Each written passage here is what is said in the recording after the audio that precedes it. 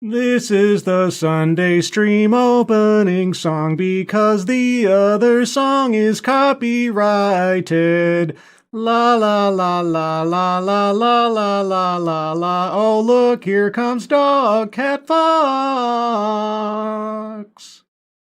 Hi, Sky. Good morning, everyone, and welcome to the Sunday stream, the stream I do on Sundays because Sunday is the day to stream on Sundays. Hope you're all doing well this weekend. It's been another working weekend for me, back and forth logging into work stuff over Saturday and already today, and more so as the day goes on. But I wanted to take some time to take a break from all that and learn something, as is my entire purpose with this channel, to learn things about stuff and things. So, before we get into all that, who is joining me on this beautiful Sunday morning? JMK, Mike R, Some Namnyon Nation, Arc 210, Brett Ide, Bridget, Keever Dam, Chicago Mike, good morning. When you have a chance, please take a look at the top of the chat box, as Keever Dam has consistently and pleasantly provided us the links to our friends' GoFundMes, Shady Grin, Angry Illinoisian, and his kitten. They and their families and loved ones could use your help. If you happen to have a couple extra bucks, please take a look if you have a chance. Spidey Man, Tall Person, Zan Wild, good morning. Good morning to you. Good morning to you. So, what are we looking at today? Well, I found this interestingly named organization, Midwest and Plains Equity Assistance Center. Apparently it's an outgrowth of the Great Lakes Equity Assistance Center or something like that. Now, I know very little about the Midwest. I've never lived there. I have some distant family there, but that's about as close as I get. And I had no idea what this organization does. But fortunately, they put a little introduction at the beginning of this video, which I'll have to read because it's just text, telling what they do. But the one thing that did stick out to me when I did look up this organization is that they are federally funded. So just keep that in mind for those of you that know a little bit about what federal funding means in relation to certain laws. But in this presentation, they're going to be helping us to identify and disrupting your whiteness, addressing power and privilege towards anti-racist spaces.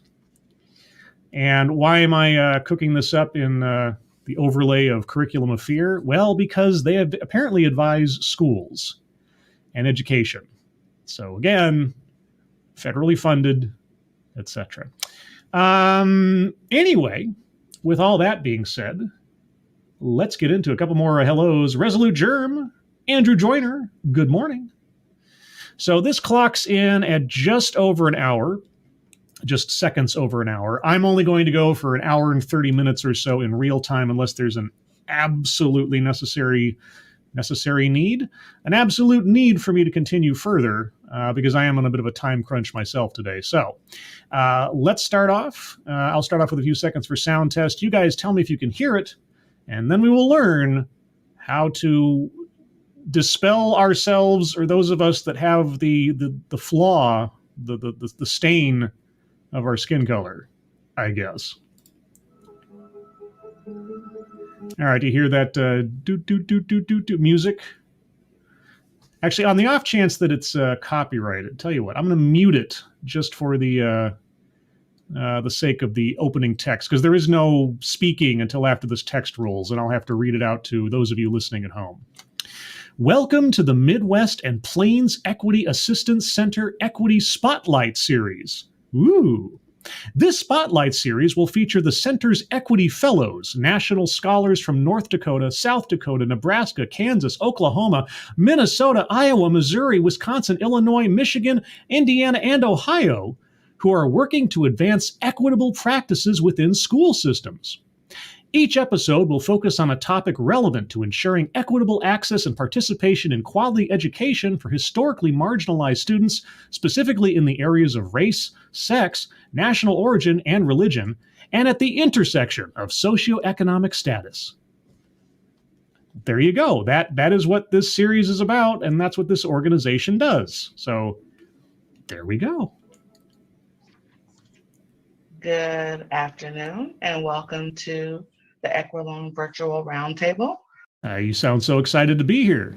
Apparently, this was broadcast June 16th, 2021, but it was only posted to their site within the last week or so, as far as I can tell, unless I've gotten that off. Either way, yeah. My name is Robin Jackson, Products Lead here at the Midwest and Plains Equity Assistance Center, and I'm serving as your host and technical director. Okay. Today's virtual roundtable is entitled Identifying and Disrupting Your Whiteness, a workshop addressing power and privilege toward anti-racist spaces. I am so excited. The term whiteness refers to race privilege. The term whiteness refers to race privilege. Okay, so I like that they're defining their terms before we begin. Race privilege, all right? A way of seeing the world and a set of cultural practices that are usually unmarked and unnamed. Usually unmarked and unnamed cultural practices. Why are they usually unmarked and unnamed? Who's naming them and who is marking them?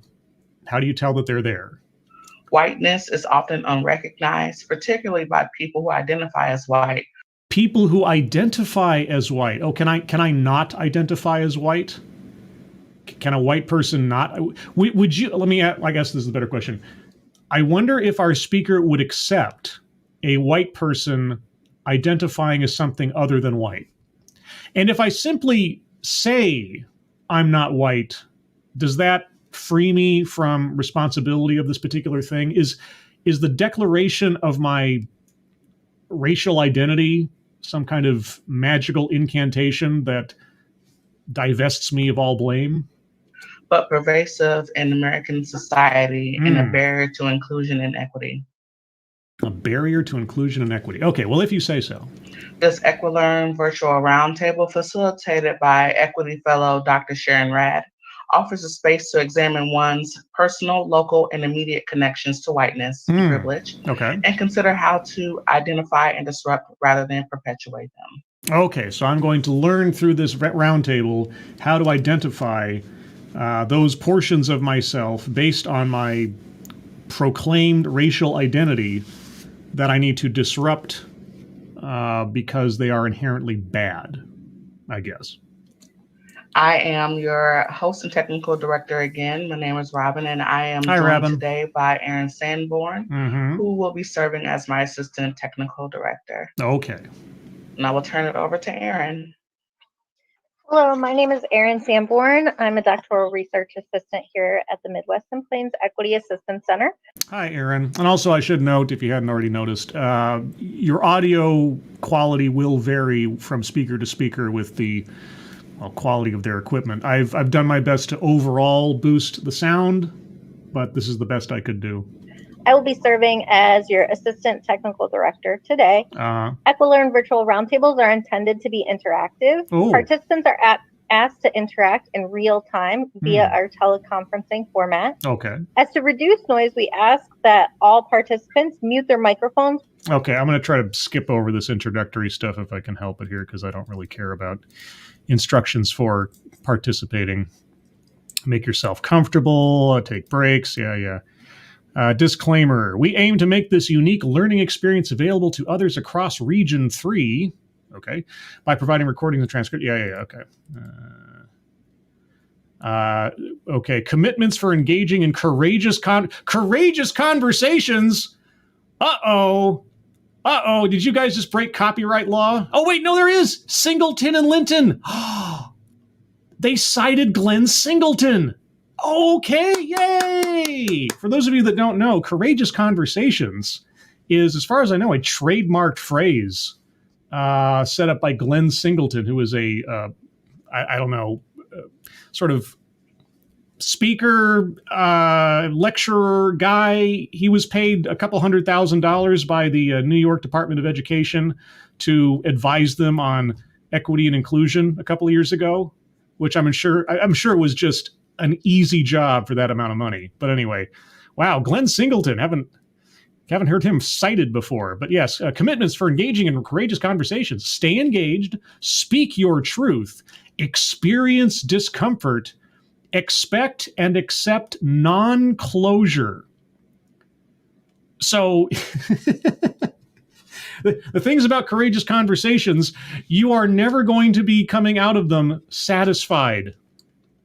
Just be sure. You're never going to come out of them satisfied. There will never be a resolution.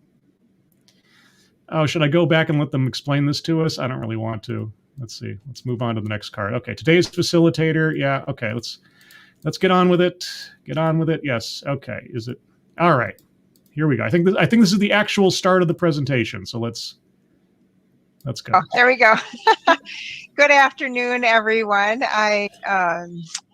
I almost said good morning, but it's afternoon, and I'm glad to be here with you today. Okay, so this was recorded June 16th of 2021. All right. We're a small group, and that's going to allow us lots of opportunity to share reactions, interactions, thoughts, questions, etc. I can't wait. I'm going to go ahead and share my screen, which is jumping right into the presentation. Oh boy.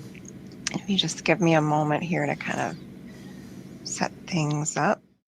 Oh, also editor's note, I did, in places where it was obvious, I cut out long pauses where there was no speaking. So there might be a couple of jumps you may or may not notice since the speaker's window is so small, but that's the only other editing I did in this. All right. So the slide that you see here is really personalized to me. And I'm going to ask you, as we're in this session, to think about your own self and your own experiences, particularly as we're going to be talking about this context of whiteness. So I've been learning really ardently about race and racism and whiteness. Ooh, okay. So you're a real dedicated student on race. Okay. For about 30 years now. Wow. Okay. Spent both from a personal perspective, a professional perspective, and as an academic, as part of my academic work. And as I've gone on that learning journey. A learning journey that, as far as I'm concerned, would qualify our speaker as an expert, such as it is. Okay. I have found that my reactions to racism are in these four categories, that I feel morally outraged at times. I get emotional. I am, approach it from a cognitive standpoint. I want to learn everything I can and try to understand it. And then I'm really challenged around, what do I do? What do you do? Well, I guess you're going to have to give us some examples because I don't know in what context you mean, what do you do? Reactions to racism as in witnessing it or performing it? I don't know. I guess we'll find out. Thank you, X-Bubba Hotep. Maybe I'm cynical or have experience, but why do I feel like I'm going to get a step-by-step of how these speakers are racist while saying, no, you are racist. You are racist. Maybe it's just passed as prologue. I don't know.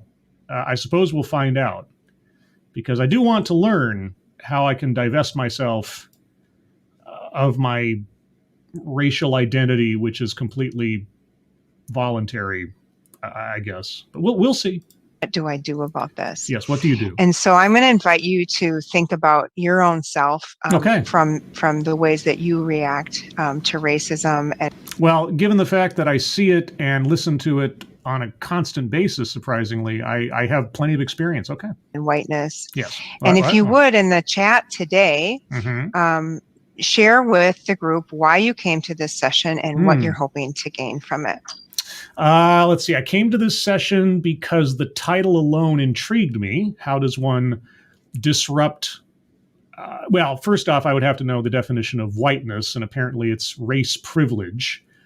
But then if it's race privilege, why do you put one particular race on it unless you mean one particular race privilege? But anyway, so I was curious as to what the definition of that was going to be, and I suppose I've been given that. And secondly, I was curious if such ness is inherent to someone because of their white, how do they disrupt that? What are they supposed to do on a regular basis to interrupt their inborn behaviors, I guess, or character?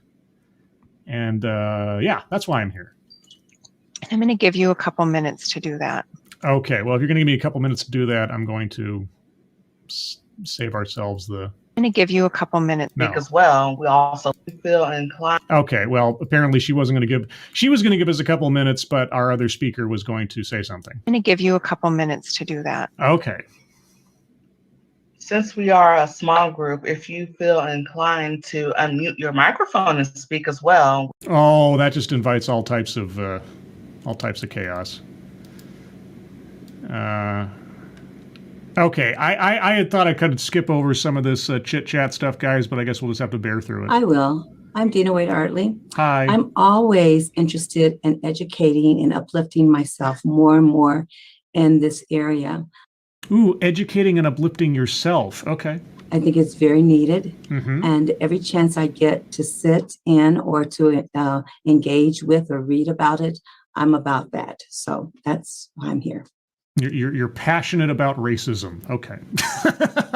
Thank you, Dina. And you're here in the Twin Cities, right? I think am. we met a long time ago. You were one of the people I learned from really early in my career. Thank you so much for being here. I'm honored. Yeah, it's good to see you. Good to see you. Uh-huh. Okay. Anyone else want to share? I'd love to, but unfortunately I'm in the future. My name is Tiffany Kaiser. I am a member of the MAP Center team and also a longtime educator in the Midwest. Okay. And I can see that you have your pronouns prominently displayed. Okay. I'm here to just learn, to understand more deeply with people across racial lines about this idea of disrupting whiteness. Yeah, I guess I am here too to understand that because I don't know what it means yet. Thank you, Tiffany. Can we move on, please? All right, so for the other folks on the call, if you would, when you get a chance and you have thought, just share that in the chat. And certainly, as Robin said, we're a small group, so feel free to just chime in as well. So our agenda for today is really, I'm going to go over some concepts, then we're going to do some group discussion, and then we'll close with thinking about action steps and question and answer. Okay. So this slide is one that's perhaps old and familiar to some of you. I'm guessing maybe Dina's seen this before. But the question here, what do you see? Okay, for those of you watching at home, or listening at home because you're not actually watching, because otherwise why would I describe this? She has a slide up that has 6 dots. Well, I'm sure it matters, so I'll just, so it is a white space with 6 black dots on it that look like they're, if you took the dots off of a die or something and just like mix them up a little bit. They're kind of in a slight pentagram shape with 1 dot in the middle. Yeah, that's about as close as I can get. Anyway, there are 6 dots on the screen.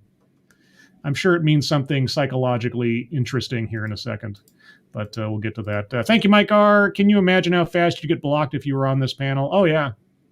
Well, I mean, if I was on this panel, I would be honest. I'd say I want to know exactly what the subject is and everything.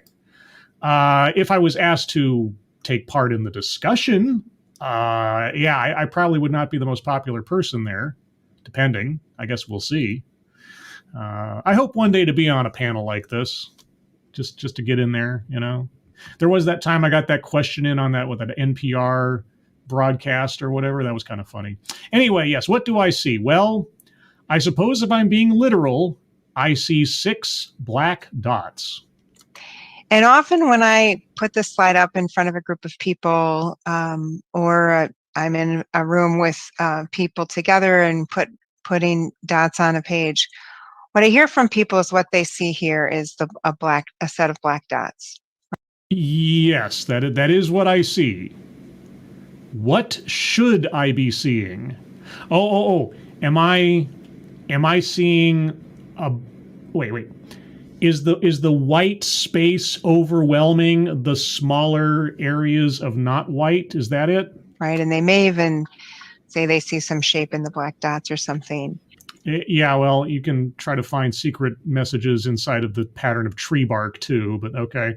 How should I be reading between these dots? But often what escapes notice from people is the background against which those drops stand out. Oh, does it? Okay, all right.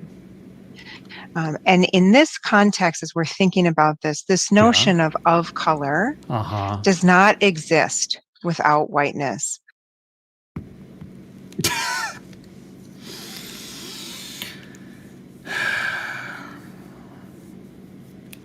Yeah, I've said this before, when I was growing up, it was my understanding that categorizing people as of color or people of color was an artifact of a time where we divided ourselves inherently and intentionally along such lines for the sake of, say, water fountains. So whiteness is a color when it comes to race. So whiteness is the context in which this exists. And so I want to take us deeper into really, what is this notion of whiteness? I would love to know. Tell me more. So far, I've been told it is race privilege. Although, why reverse itself when you're saying it's why call it whiteness? I mean, is there not race privilege in places where white people are a minority? Why do you call it whiteness there too? There's been a lot written about whiteness in the academic literature over many, many years. And this is one of the earlier pieces in my own looking through the research. This is from Frankenberg, who defines whiteness as a privilege enjoyed but not acknowledged, a reality lived in but unknown. And such a state of being, such a life experience is exclusive to white people? Because again, I have to ask, why call it whiteness? Why can't this be something that just happens to people, depending on the circumstances and the time period? But okay, so Frankenberg said this in 1993. I think this quote speaks to the degree to which we collectively as a society, in particular people who identify and are identified as white, don't usually acknowledge whiteness. Okay, how should I acknowledge it? What would be an appropriate way to acknowledge it? Instead, there's a tendency to focus on the difference. What stands out from the majority? What stands out from the majority? Well, I suppose if I thought of white people as a monolith, that would make sense. But then again, I don't. So I don't know. How should I be behaving correctly? Tell me what is the correct way in which to exist as a white identifying person. But still, the majority, the background, etc., is what has defined the context in this country and creates what Lindsay calls a normalizing category, this sense that the whiteness is quote unquote normal and something else is different from that. Yeah, I suppose if you only looked at the world and people as shades of skin, maybe you'd think that. But you know what you would be if you did that, don't you? So we have to ask ourselves, why is this? And what does this have to do with race and racism? And what does this have to do with race and racism? I don't know. Thinking of everyone who shares a quasi-similar skin color as being a monolith, and everybody who doesn't or shares a different one as well being a monolith and inherently being victims. I don't know. What does that have to do with racism? You tell me. And I want to acknowledge the chat that said, Robin shared that James Baldwin said something similar. So thank you for sharing that, Robin. Great. So there are some... Here's a question. Was Frankenberg a white guy? If Frankenberg's a white guy, can his opinion on the subject really be trusted since he's inherently blind to it? Now, I don't know who Frankenberg is. I'm just asking. If Frankenberg was white, would he be the best person to quote on this subject? Would he be the best person to say anything on the subject? Because how many privileges would he be unaware of simply on the basis of his skin color that he's not acknowledging in his own analysis of the subject? And likewise, aren't you one of the worst people to be talking about this since you're inherently blind to it? I mean, I have to assume you are because of your skin color, which of course isn't in any way, shape, or form an implication of racism. No. It's the truth of what you're saying of reality, right? Assumptions that I make when I come to this work and present on this that I want to share with you. And the first is that racism and inequality are systemic, and they operate with historical, structural, institutional, and individual and interpersonal origins and impacts. Yes. Racism is everywhere in all things. It existed in the past. It exists now. It's just as bad now as it was in the past. There has been nothing that has occurred in society or in law that has attempted to winnow away the structural inequities, at least in this country, right? It is forever. We can't get away from it. And the only way to solve it is apparently to reinforce it. And this particular model of thinking about systemic racism and systems of inequality is out of the book that I just co-authored with my colleagues, Gretchen Givens-Jenneret, Mark Anthony Gooden, and George Theo Harris. Okay, so this chart is your creation. Okay, just so I can understand that. Thank you, Keeverdam. According to Wikipedia, Ruth Alice Emma Frankenberg was a British-American sociologist and feminist known for her pioneering work in the field of whiteness studies. Ah, well, okay. Sounds like a very objective individual. Yes. Thank you, Keeverdam. Appreciate it. Very generous of you. Thank you. On 5 practices for equity-focused school leadership. But we developed this model of thinking about inequity at these levels, because often when people are thinking about inequity, they think about it at that individual interpersonal level. And my co-author, Mark, really likes to talk about how at that level, we have a sense as a society that that individual acts of racism, right, are bad, right? And yeah, well, I guess it all depends on how you define those things. I mean, I'm seeing some right now, but thank you, Chicago Mike. Systemic racism. Where's my bingo card? Yeah, this would be quite the bingo session if I was using a bingo card this time around, wouldn't it? Because I think we covered like how many. And that's the thing when I pick out a talk like this, which is so focused in on such things, it's kind of a gimme. It's the randomness sometimes of the TEDx that gives the bingo card a little bit more bite. But Keeverdam, but not as bad as systemic racism. Yeah. This racism isn't as bad. Systemic racism is worse. Of course, the systemic racism part actually requires some kind of proof. Interpersonal stuff you can kind of just analyze on its face. But okay. That they're visible and they're unacceptable. And I recognize I'm saying that in a context now where a lot of things have happened in our context, and so we could question the degree to which even the idea right now that an individual act of racism is unacceptable, we could question whether or not that's universally accepted as a bad thing. Well, wait, what? Okay, you're going to need to steal a line from Jen Psaki. You're going to need to circle back on that and tell us what the heck are you talking about? Wait, were you making apologetics for racism or what? But his point, what he's making, is that the institutional, structural, and historical levels are really powerful. I mean, again, it depends on what you're talking about. Historical? Yeah, things that happened in the past. I mean, they might be powerful as a teaching tool of what not to, duplicate in the future, but they are in the past.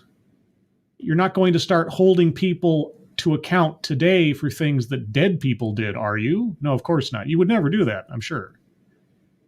Okay, as with nearly every other presentation I look at, I need examples.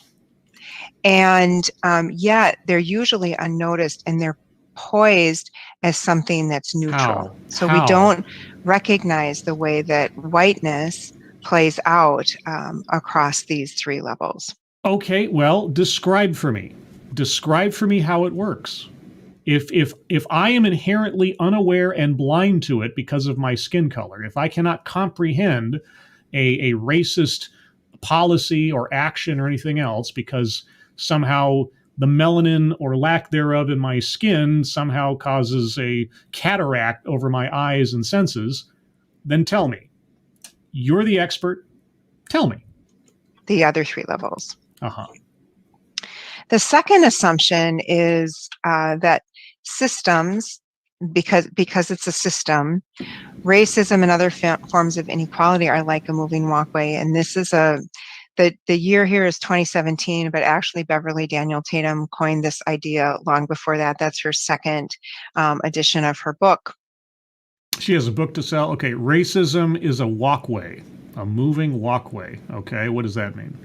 But the idea is that, at the airport where you have the moving walkway, that it carries you along. And so some people get on the moving walkway and they walk, so they get there faster. And so if we're thinking about how that plays out in this particular metaphor, that if racism is a moving walkway, some people get on the walkway, and not only is the walkway moving them along, but they're actually actively moving it along as well. So on a continuum, some people choose to take the individual effort to move forward beyond what is simply put beneath their feet. And only white people can do this? I mean, I'm taking your metaphor. And perpetuating racism in a very active way. Well, wait. My walking on a moving walkway does not mean I'm moving the walkway. The force of my steps does not make the walkway move. Presumably the walkway is moving before I even step onto it. So, what? But Tatum's point here was that even if you just stand still, that society is organized as a racist structure. Just as a matter of fact? Okay. And so even if you're stand still, you're passively going in the direction of racism. So wait, is the walkway only for white people? I'm very confused right now, because the picture you have there on your slide shows people of different skin colors on the walkway. So the walkway is racism. And if you stand still, you're passively supporting racism. But if you take the effort to walk yourself on a moving walkway, you're perpetuating racism. So is the moving walkway only for white people? And so in that way, whiteness is being perpetuated. And that the way to be anti-racist is to turn around and move against the moving walkway. The moving walkway is, where is it leading to? What am I walking against? Okay. So again, the point here is that the system will keep us moving unless we actively move against it. And okay, well then, instead of metaphors, how about you give me an active example? In particular, if you think about, again, that notion of whiteness at the beginning with the white page with the black dots on it, the idea here is that often whiteness is not recognized as having a role in this, but it's powerful and everywhere. The presence of white people is not recognized. Sorry, whiteness. Is whiteness white people or isn't it? Because you seem to be doing a lot of rhetorical hoop jumping to turn it into a concept without referring to a demographic directly. So can a black person practice whiteness? Can an Asian person practice whiteness? I would love to know. Thank you, Brett. Brett, you're ridiculously generous. Thank you so much. I guess if you're walking, you're not racist. So she claims what? You have to be walking backwards against the system, and then you'll not be racist. Well, wait, no, you're still entrenched in racism, but you're actively working against it. So you're not being passive, you're being actively negative on the moving walkway of racism. And I don't know. I'm trying to understand, but I don't know.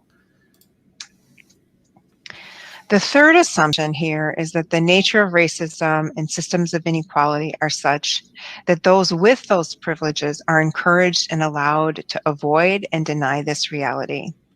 Okay, so how have you broken through this haze?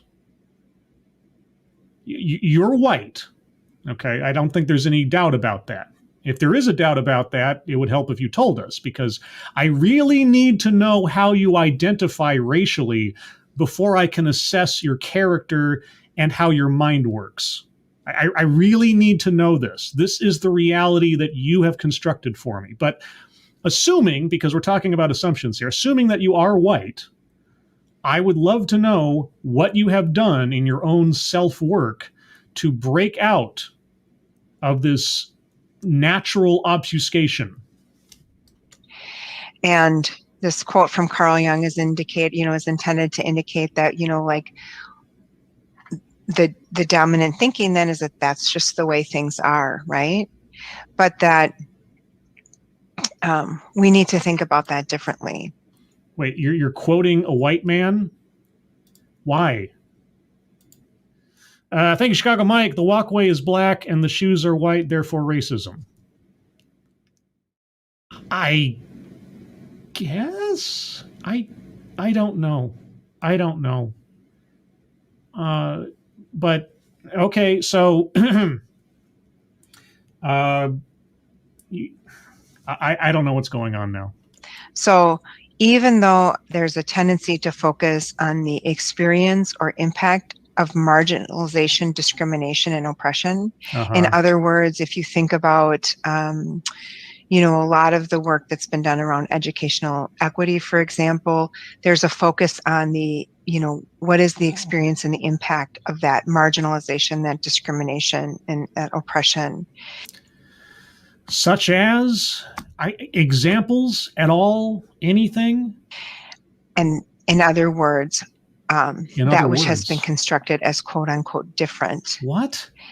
We can't ignore that those things, the marginalization, discrimination, oppression, exist within a context of some things being considered normal and others being considered deficit on the one hand. What? And number two, that all exists within that system that operates at the historical, institutionalized, structural, and individual level to create those experiences of marginalization, discrimination, and oppression. Wow, it's almost like a mantra, isn't it? I think I've heard more coherent explanations of reality from dyed-in-the-wool Scientologists. So we need to keep turning our eye towards that system of whiteness and white supremacy, and seeing the causes and the impacts of that. How? In other words, every time you say "in other words," okay, well, are these going to be the words that make some sense? If we don't examine the system, we just assume it is the way things are. Okay, well, could you give us an example of a system that unexamined is X, but then when it's examined, it turns into Y? Could you?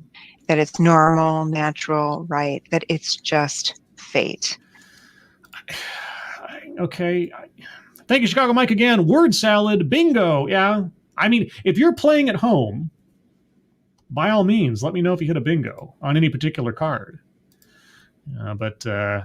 Geez Louise. And the last assumption here is that, in particular for people who identify and are identified as white. Do you identify as white? And if you are identified as white, does it matter if you have a particular opinion about it? I mean, why even imply that someone has the option to identify otherwise if they can be identified by someone else's assessment?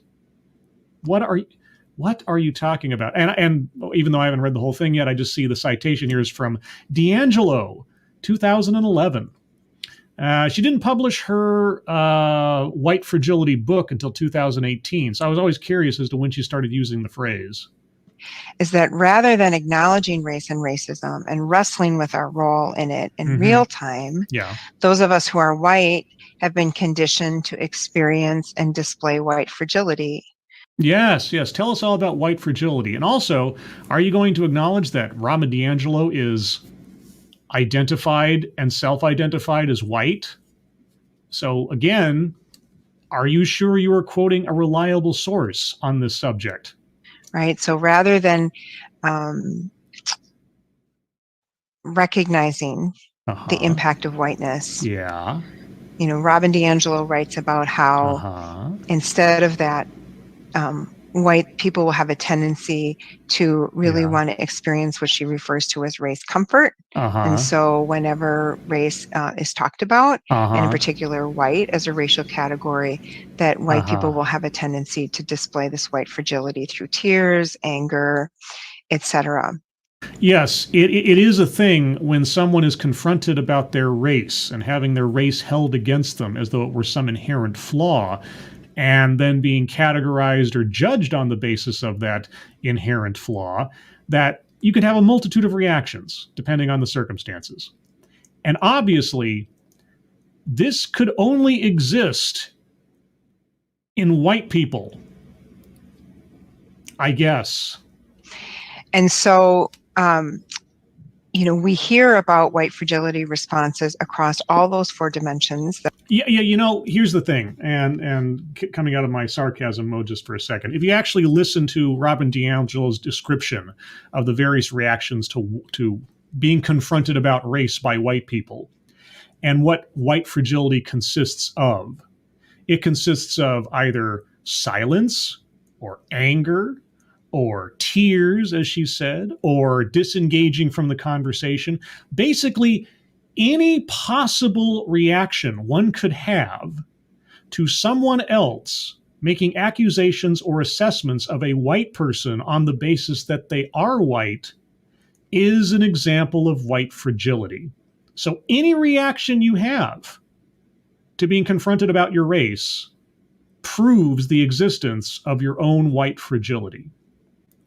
And as far as I can tell, the only action that one can take that is not an example of white fragility is absolute and total acquiescence. You do not resist, you do not question, you do not hesitate, you do not get defensive, you just confess.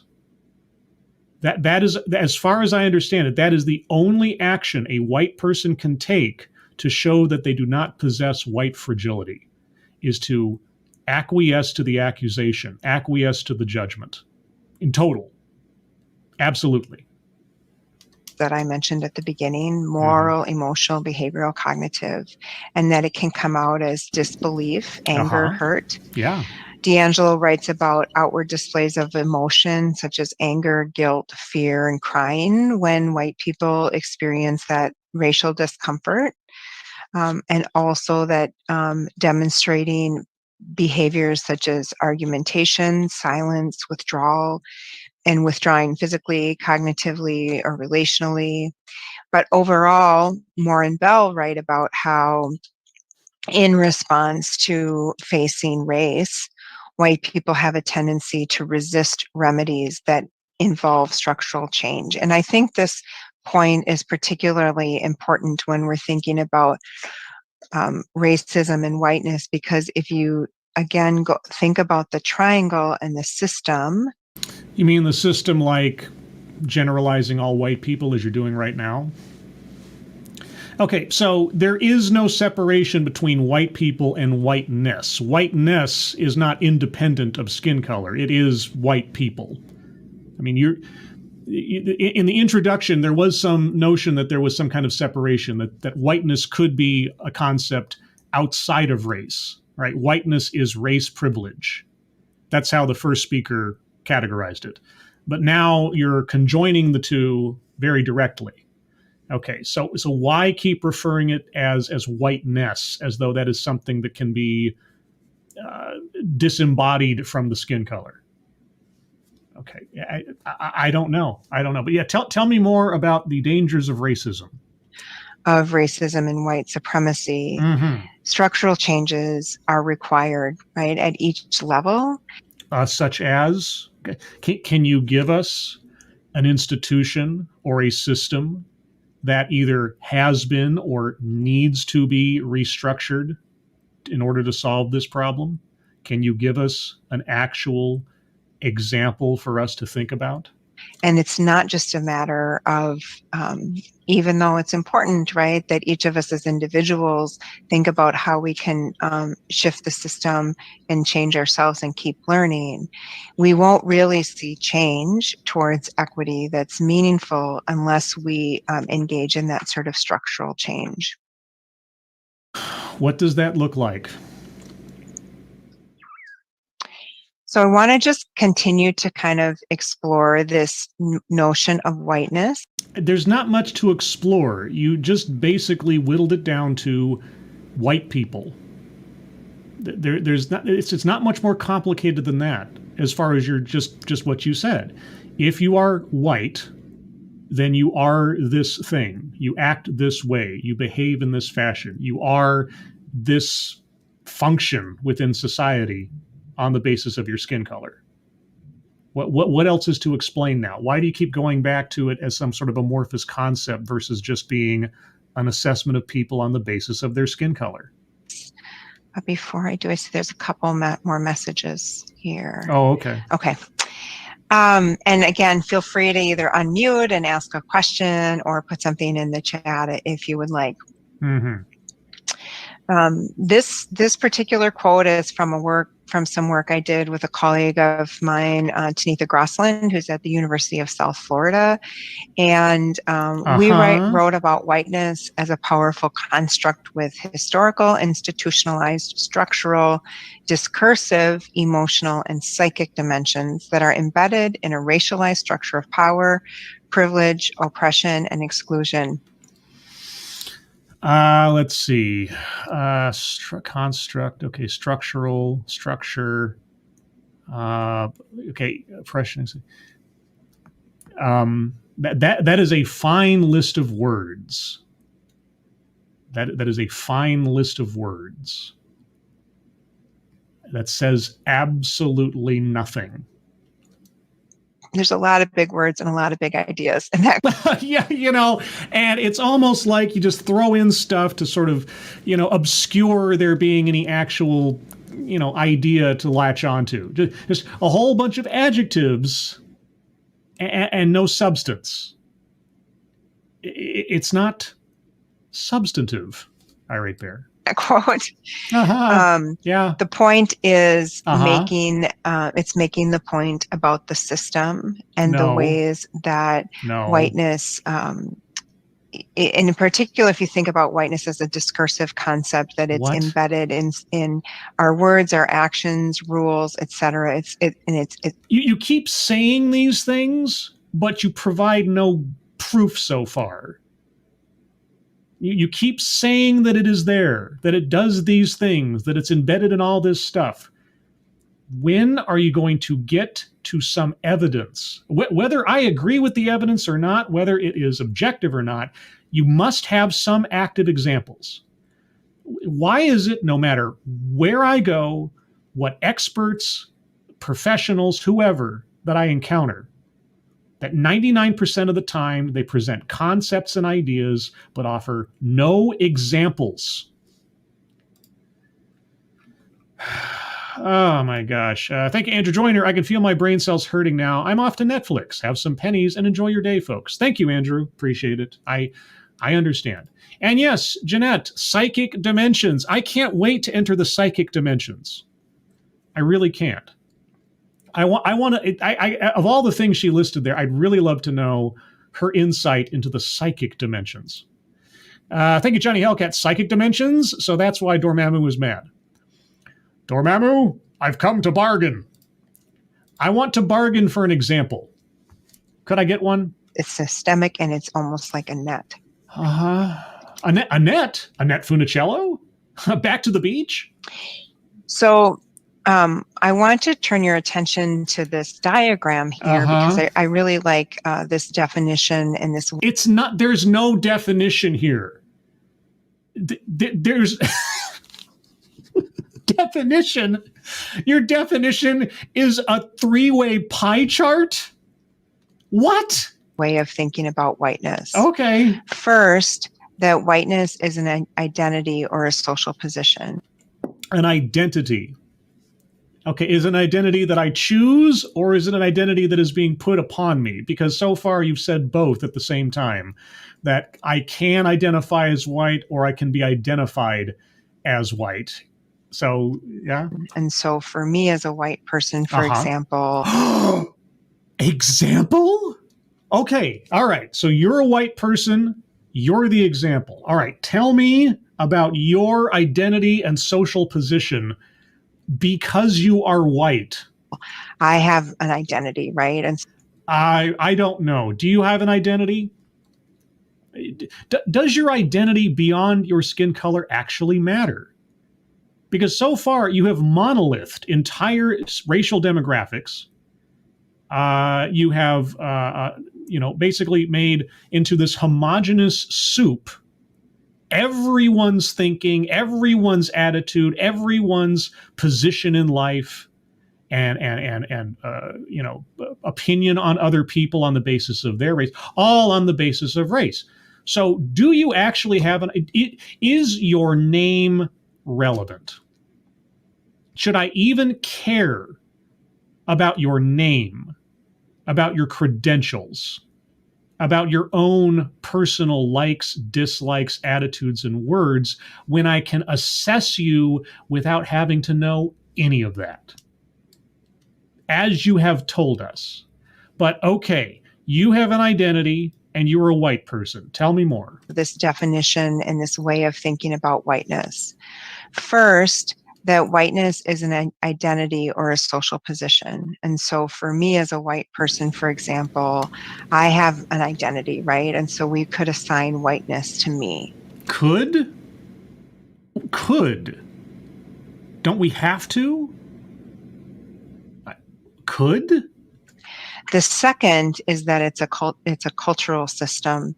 And yeah, because when I go from one state to the next, all the white people act the same, right? I mean, you speaking to someone in Maine and then speaking to someone who's in Texas, and they've both been there their entire lives, they operate exactly the same. They have the same accent, the same values, the same perspective on things. Heck, a Ukrainian and a Russian right now operate exactly the same, right? Because they're white. They're completely unified in the way that they act and think and behave, right? Now, I know this was recorded before all that happened, but that's beside the point. You could pick any point in history where two demographics of people who happen to share the same skin color technically don't agree on something. Look at most of the presidential elections. Tiffany shared in our pre-session meeting, and I appreciated this, the work around white supremacy culture. And maybe Tiffany or someone else can put there's some good links to the work that's been done on white supremacy culture. But in essence, the idea of culture is that, a cultural system is a way of seeing things, a set of beliefs, what we see as right or wrong. Okay, and so everybody who's a white Republican and everybody who's a white Democrat registered, they see things the same way. They have the same values. Is that what you're telling me? Natural or unnatural, logical or illogical, these judgments, right, about what's okay and what's not. Okay. So value systems are tied to race. Okay, well, you keep going. But and so when it comes from a culture of whiteness, whiteness is determining these things, right? So whiteness is determining what's right versus wrong, natural versus unnatural. Okay. So whiteness is determining one's opinion on abortion. What's right and what's wrong. Okay. Etc. But we have to remember, if we're trying to disrupt whiteness, that these cultural norms that have been defined as a part of a system of whiteness are not universal. Not universal? Not universal. Say that again? Disrupt whiteness, that these cultural norms that have been defined as a part of a system of whiteness are not universal. They're not universal? Okay, all right. Well, I'll grant you a flub. Okay. And they should not be taken for granted. Okay, so whiteness culture defines one's values, but they're not universal and cannot be taken for granted. Did I hear you right on that? So I am to assess people's character, their opinions, their social position, their identity on the basis of race, but I shouldn't take it for granted.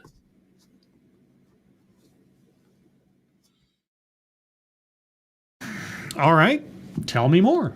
Need to be questioned. So if we're wanting to disrupt whiteness, we really want to look for what's that cultural system of whiteness and how might we disrupt it? I don't know. How do you disrupt the culture of whiteness? Give me an example. Tell me an action that can be taken by an individual. Presumably, it has to be a white individual that is inherently anti-whiteness. Tell me.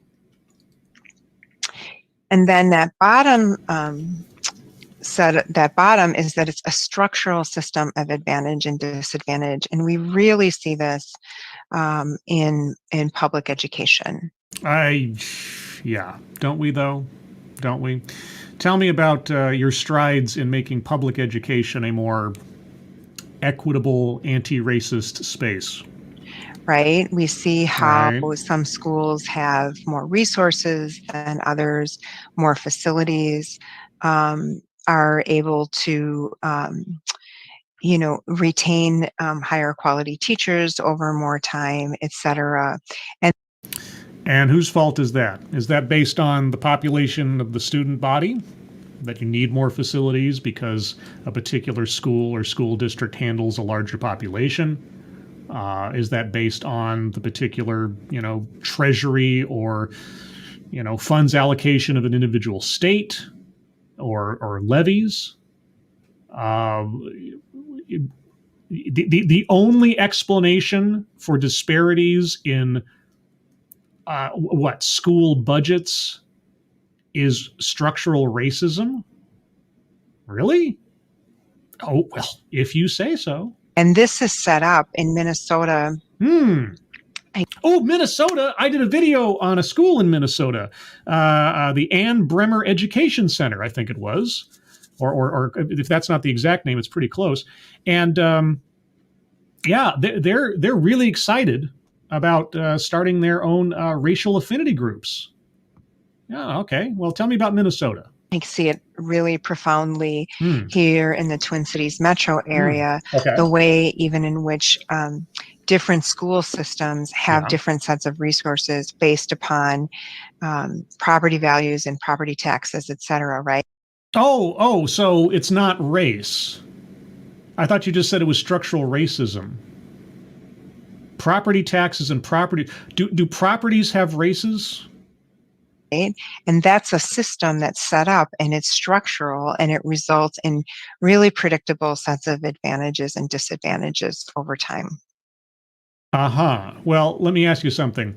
If the entire landscape of the racial makeup of the population in those areas switched overnight, but the property values stayed the same and the property taxes stayed the same, would you have a problem with that?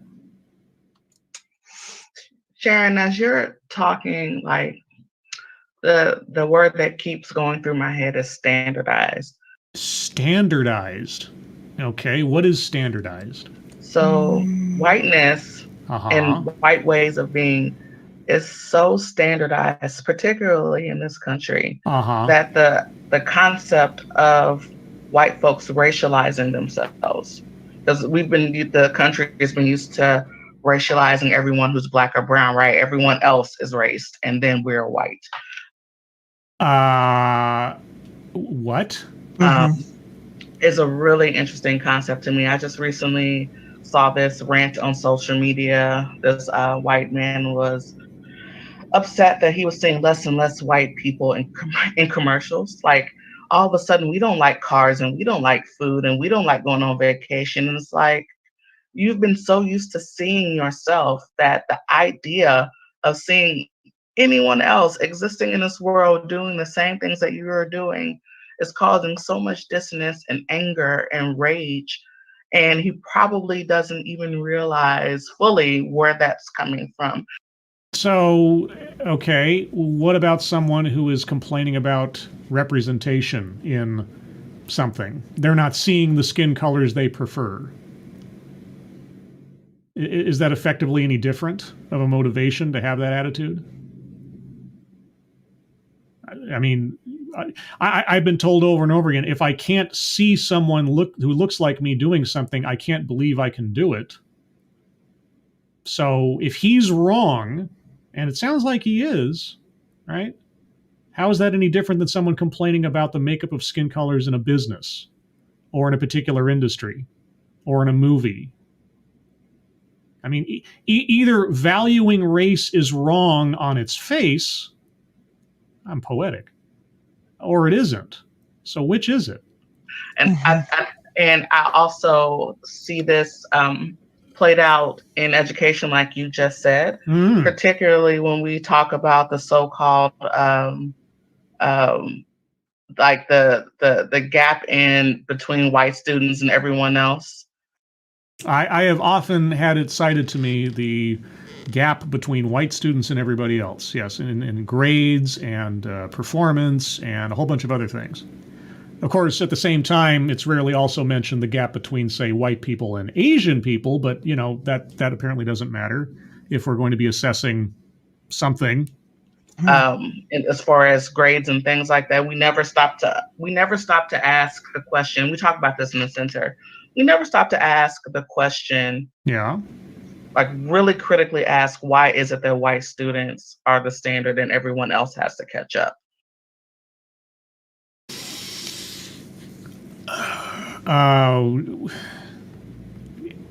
Okay, is the school you're talking about holding everyone to the same grading expectations? Why are white students the standard? Who's bringing up the disparity on the basis of race, first and foremost? Right? Who is setting the benchmark as white kids being the thing that everybody has to be held up against? Who's doing that to begin with? And then again, how do Asian students often stack up? Is there a cultural element to it? Yes, there is. Probably. Maybe. I don't know. But you're not talking about that. You're talking about race first and foremost. Because I think interrogating that question leads down this road of realizing or accepting the fact that the whole system has been skewed, or at some point saying it's because white students are smarter, and then still not interrogating that idea. I know that was just a brain dump, No, that wasn't much of a brain dump. I mean, it's not a bad question to interrogate why. Why are these things the way they are? Right? Because, as according to your entire presentation so far, we know why they are the way they are. White students only succeed because they're white, because white culture is elevating them and diminishing everybody else. You're entering some dangerous territory and asking for more information than what you're already presenting. But I was looking at your assumptions and how they just kind of all flow together, and really in this culminating, I think, the idea on assumption 3 of that's just the way it is. Mm-hmm. And I think that for me, not interrogating why is that the way it is at the foundation of a lot of the reason why we just haven't moved progressively. Okay, well, that's just the way it is whiteness.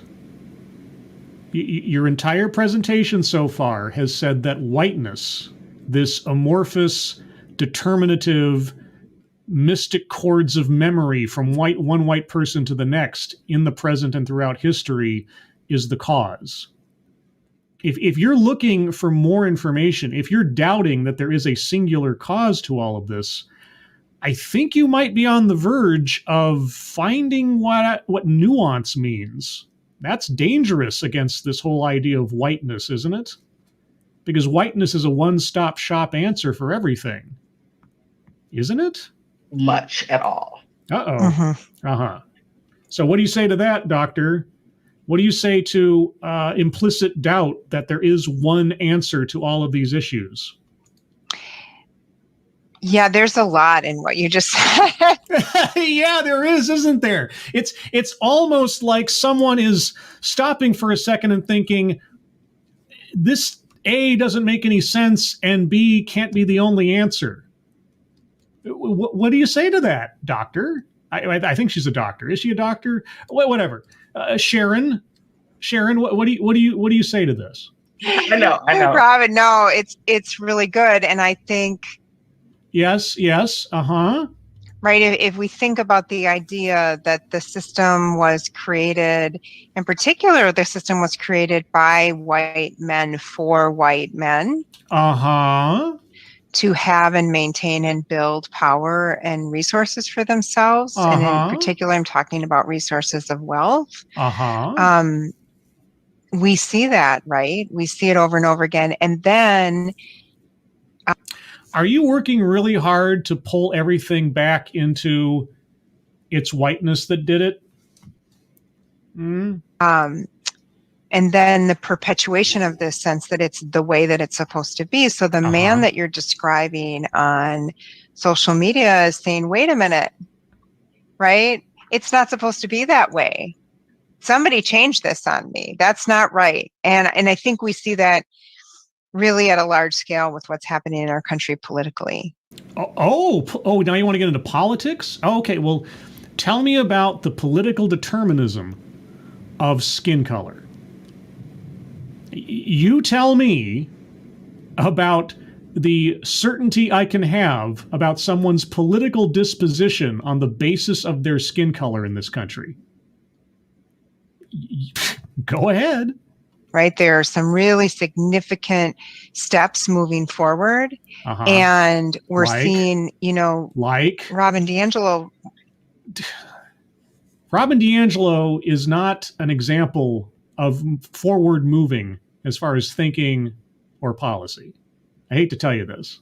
If you actually read what she's written, if you actually listen to what she has to say, even she is aware she's making it all up. But okay.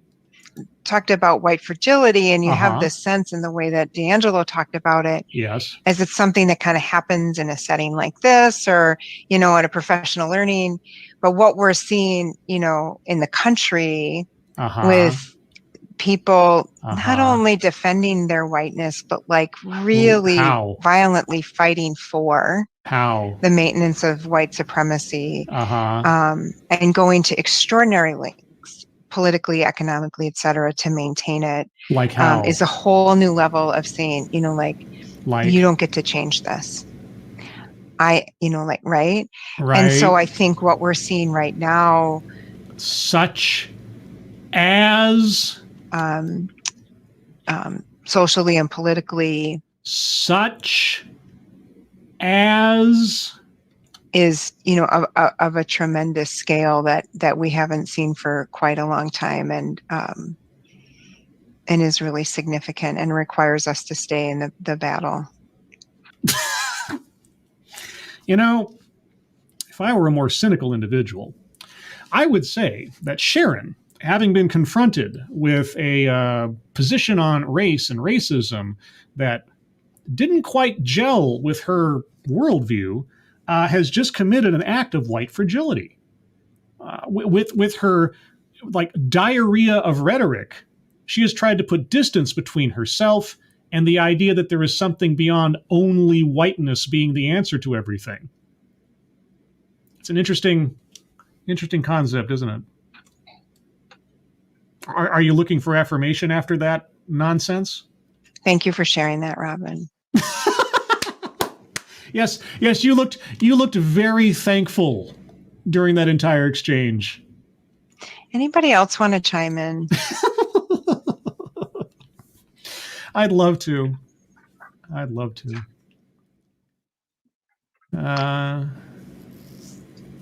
Anybody? Okay. So I've made this point, but I'll just make it again here.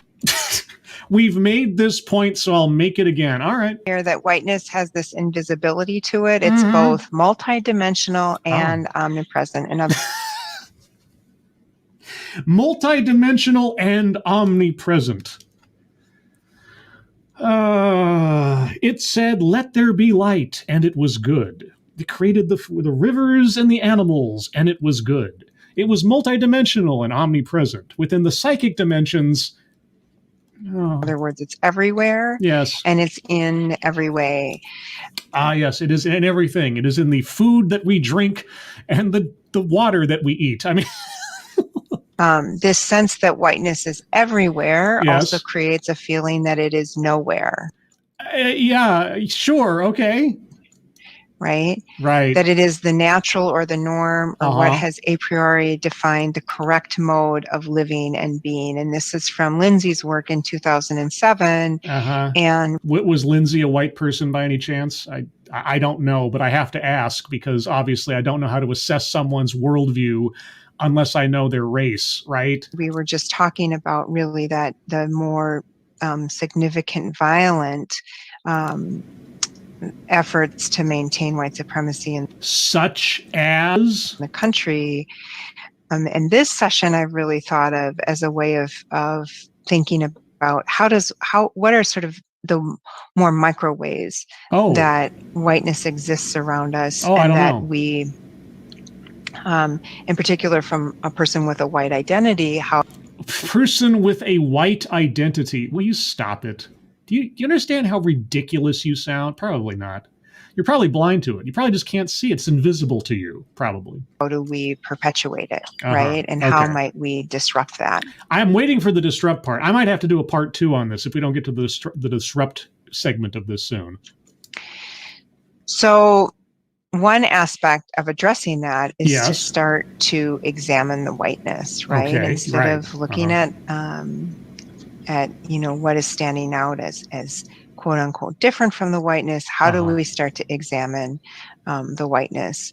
I don't know. So I'll share one more quote with you, and then we'll move into a way of thinking about how we can disrupt it. Okay. So when aiming for inclusion, we want to think about how whiteness and white racialized spaces proclaim the espoused intent of promoting equality under the guise that whiteness and white racialized spaces are not in fact raced, but I'm going to back up just a little bit because I need to have that wash over my brain just one more time. White racialized spaces are not in fact raced, but instead normal and neutral. And I think this kind of speaks to what Robin just was talking about, and this idea of, it's the standard of whiteness, right? Right. And the idea that that's what sort of everything else and everybody else gets measured against, and the problematic nature of that. Did I represent your idea decently well, Robin? Did I represent your idea? Did I represent your idea? What? Of course you did, Sharon. Okay. Jesus. Okay. All right. All right.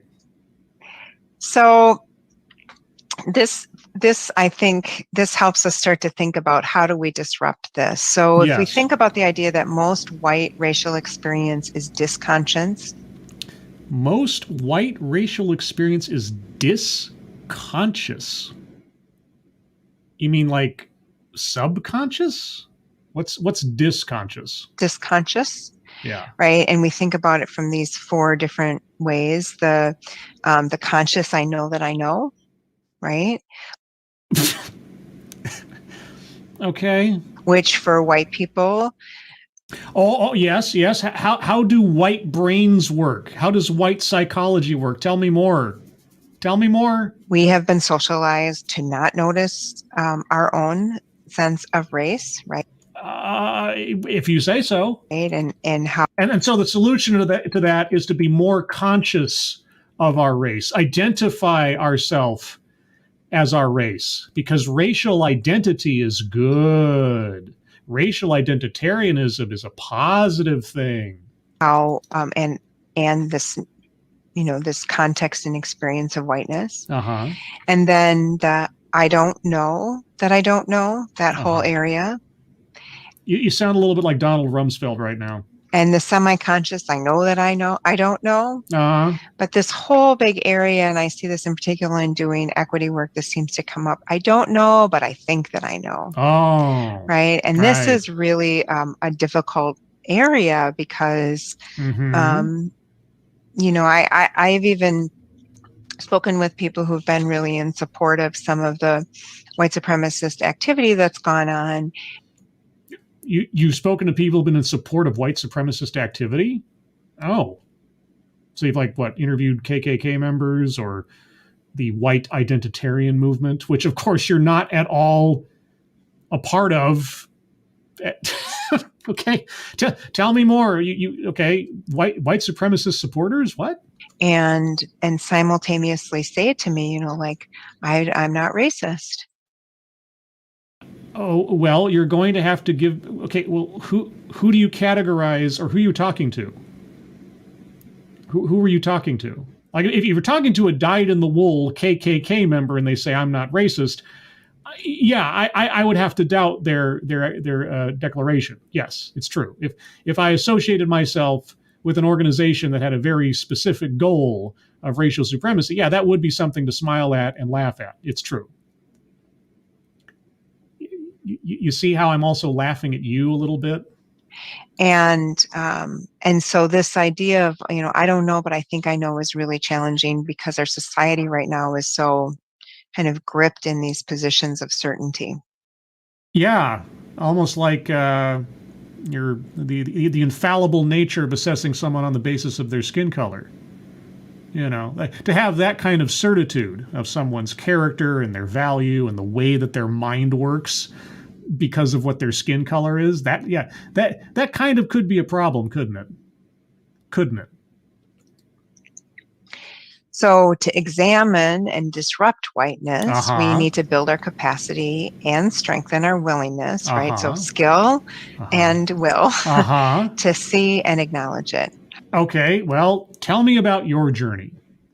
Tell me about your person. Tell me what you have done specifically to disrupt your whiteness, since you're probably the best example you have. How do we do that, and how do we disrupt it? I don't know how. Tell me, please. So here we go, and we're going to be doing participation activity again. Oh, so boy. Either in the chat or you can just actually unmute. You don't have to raise your hand. I would ask you to share your name if you haven't done so already, your pronouns, and your racial identity. Share your name, your pronouns, and your racial identity. Why do you need to know my racial identity? Why is that important to you? What does that tell you? And again, if that does tell you something, there is a word for an ideology that claims to know something about someone's makeup on the basis of their race. Do you know what that word is? And then, pick one of these prompts to share an experience that you had where you were disconscious of your white lens. One experience you had where you were disconscious of your white lens. Well, disconscious apparently is I don't know, but I think I know. Which doesn't make any sense because either I know something or I don't, or I'm guessing. But okay. One way you notice white culture in your local context. White culture in my local context. Well, again, given the fact that I do not think of white people as a monolith, and I have encountered white people who have exceedingly disparate opinions on the world and behaviors, I don't have a lot of evidence that there is a white culture in my local context, but yeah. A way that structural arrangements favor whiteness. Structural arrangements favor whiteness. I don't know. Last I checked, any structures in this country that favor whiteness in a way that is provable are breaking the law 9 times out of 10. Or even if they're not breaking the law, they're not particularly popular amongst the rest of us. I don't know if you've noticed that. And then as you're thinking about those things, what's easiest for you to get your head around? Like what's easiest to understand and to see? What's easiest? Oh, what's easiest is whittling everybody down to race. Not entertaining any nuance, not thinking about any other causes to what goes on in the world, not assessing people on their individual merits and dismissing all of that and just assuming to know their character on the basis of their skin color. That's the easiest thing to do. That's the easiest thing to get my head around. Yes, that is, isn't it? What's hardest? What's hardest to get my head around? That things are not that simple. What's hardest to get my head around? That grown adults in this day and age are promoting racism as a good thing in education especially. That you are attached to an association that is apparently advising educational systems, schools, and down to children on the idea that they need to assess themselves on their name, their pronouns, and their racial identity. Racial identity. Anywhere do you tend to take action? Where do I take action? Right here. This is as much action as I possibly can. Fighting what I see as terrible ideas with questions and hesitation. But you see, here's the thing, and I don't know if you noticed this, and you probably haven't since you're recording and not a real person right now. I'm white, and you're white, and you're saying things and espousing ideas and concepts that I fervently either question and or disagree with. But how can that be? We're both within whiteness, right? We're both within the same cultural system of whiteness. We both identify as white. We both possess the same social position because we're white. And we're both beneficiaries of the same structures and systems. So how is it that I can sit here and listen to every word you've said so far and judge it as absolute, utter, regressive nonsense? How is that possible, Sharon? How is that possible, given that we're both white? And where is it hard for you to see or act? So this is really an opportunity to just share your own observations and experiences of the ways of thinking about whiteness that we've talked about to this point, and the things that you, feel are that you have more capacity or strength towards, or that you struggle with.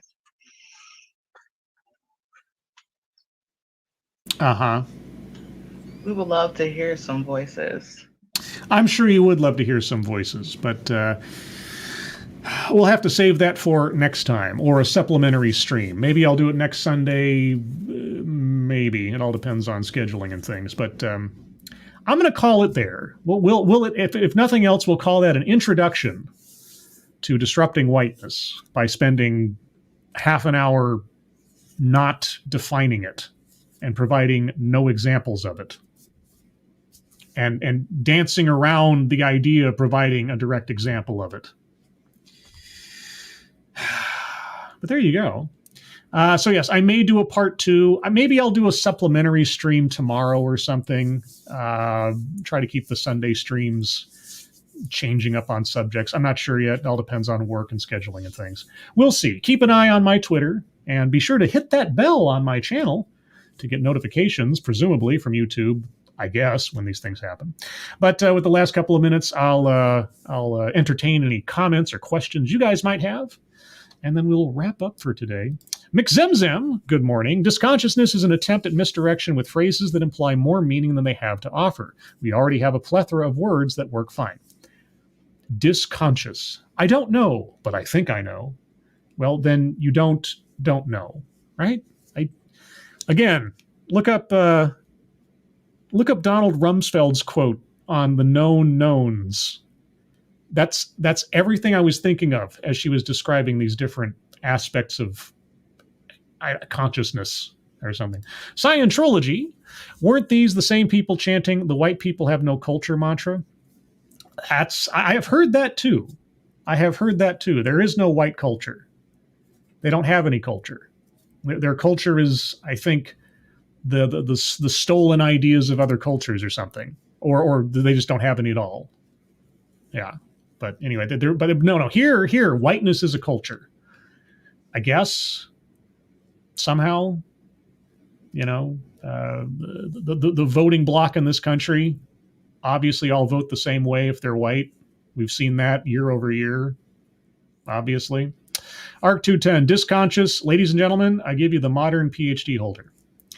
PhD doesn't really mean a heck of a lot. It all depends on the context. PhD just means you've studied something for 6 years or 9 years or whatever the heck it is.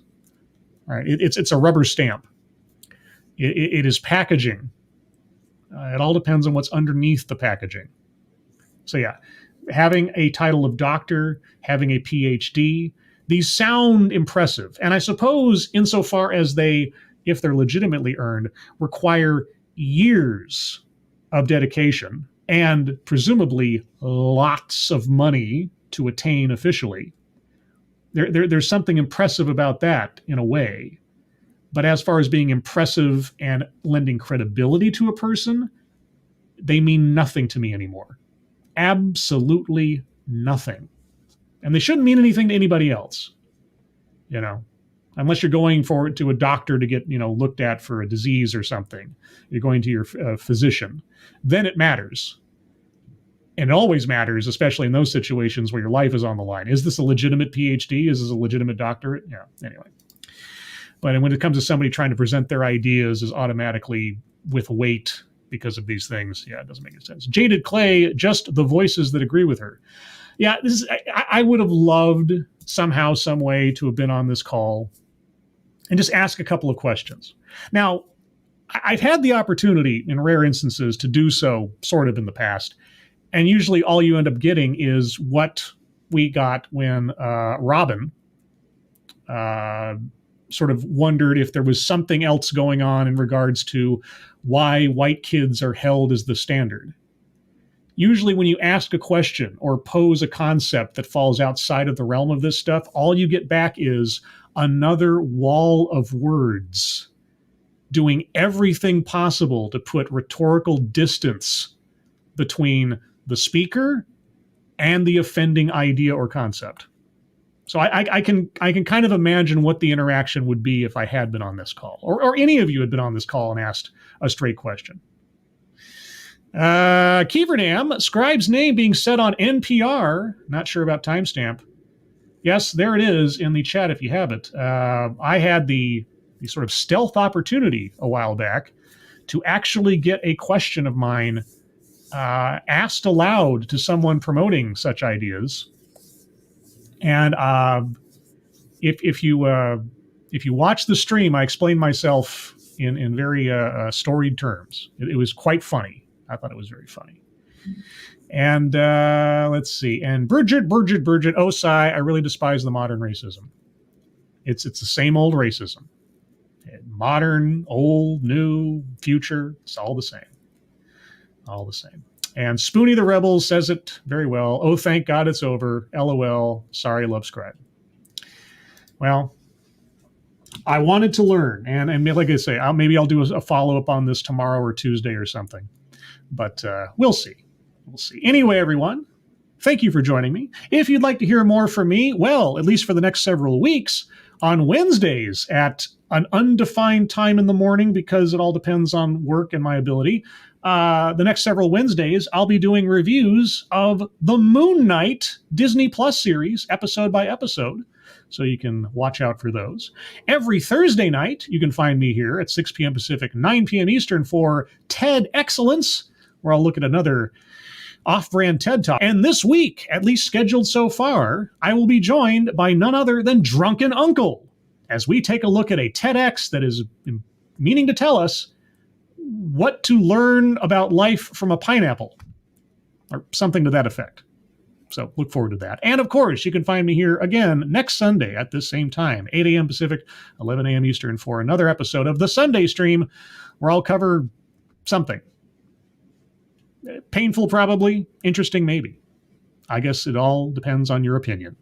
And I already know what your opinion is if I know your skin color. That's what I've learned here today. Anyway, everyone, thank you so much for joining me.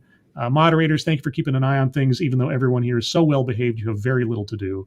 Everybody who donated, either to myself and especially to any of the GoFundMes pinned at the top of the chat box, please take a look at those if you have a chance. Thank you so much for your generosity. It really is appreciated. Everyone, have a great rest of your Sunday. Have a great rest of your weekend. I hope the week ahead is good, and I hope you're all safe and well. If you are not well, please get well soon, and I'll see you on the next one. Take care. Bye-bye.